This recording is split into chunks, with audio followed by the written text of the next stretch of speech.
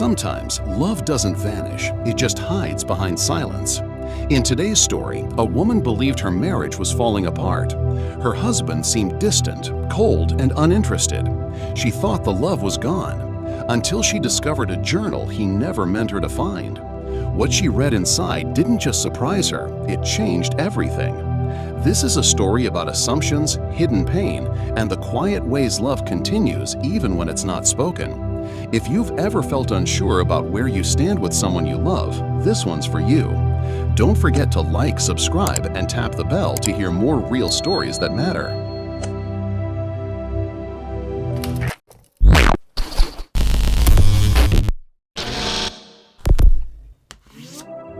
My name is Claire, and for a long time, I thought my husband had stopped loving me. We used to be close, best friends even. We'd talk for hours about nothing. We made pancakes on Sundays, we'd fall asleep holding hands. But things changed.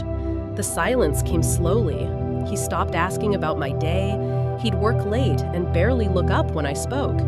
He started sleeping on the edge of the bed, like I was a stranger. At first, I blamed work stress. Then I blamed myself. Maybe I'd become boring. Maybe I'd gained weight. Maybe the love was just gone. I stopped trying. What was the point of talking to someone who didn't talk back? His name is Michael. We'd been married 9 years. We had no kids, just careers, a small house, and what I thought was a simple, happy life. But that happiness faded, slowly and silently, like color bleeding out of old photographs. I remember one evening when I burned dinner. I was tired and distracted, and when he came home, the smoke alarm was screaming. He didn't yell, he didn't say anything. He just opened a window and walked out of the room. No anger, no reaction, nothing. And that nothing hurt more than words ever could. My cousin, Eliza, noticed the change when she visited. She asked quietly, "Are you two okay?" I shrugged. "I don't know. He doesn't talk to me anymore." She said, "Then maybe you need to talk to someone else, just to figure out how you feel." That's how I found Dr. Raymond, an older woman with warm eyes and a calm voice. I told her everything, how I felt invisible, how I thought he didn't care.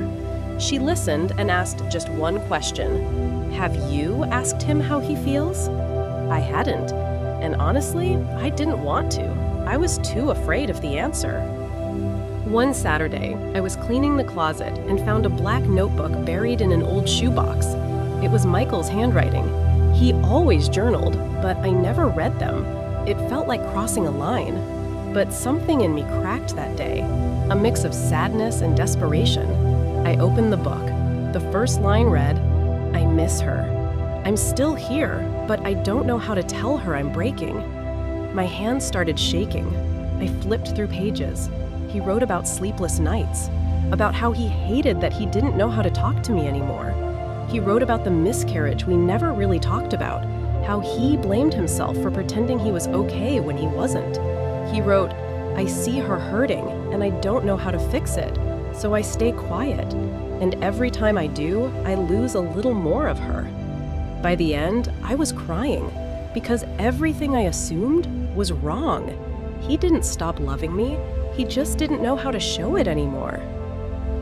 That night, I left the journal on the kitchen table. When he came home and saw it, his face went pale. "I'm sorry," I said. "I read it. I shouldn't have. But I'm glad I did." He sat down, and for the first time in what felt like years, he cried. We talked for hours. No yelling, no blaming, just truth. He told me he'd been depressed for over a year, that the miscarriage broke something inside him, that he didn't know how to be a husband when he couldn't be a father. I told him I didn't need him to fix anything. I just needed him to come back to me. We started going to therapy, together. We started taking evening walks. Nothing deep, just holding hands again. Sometimes we'd talk about the things that broke us. Other times we'd just walk in silence, knowing that being next to each other was enough. And slowly, the house started to feel like home again.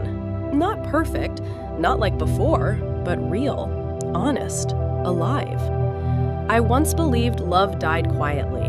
Now I know it just waits for one of us to speak, for one of us to stay. Thank you for listening to my story. Thank you for your attention. If you liked the story, please hit the like button and don't forget to subscribe us for more stories.